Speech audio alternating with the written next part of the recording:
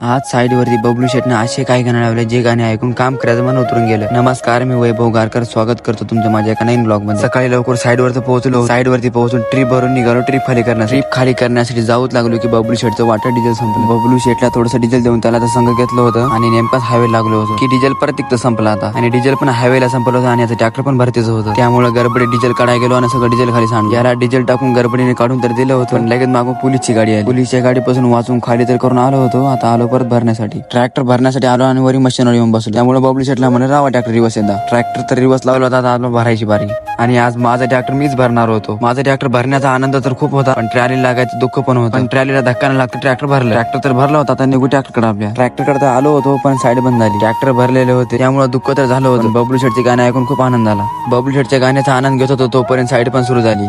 मग काय डायरेक्ट पोहोचलो भट्टीवर। साईड वरती पोहोचून ट्रिप तर झाली होती खाली। आता भेटूया अशाच एका नवीन ब्लॉग मध्ये, तोपर्यंत धन्यवाद।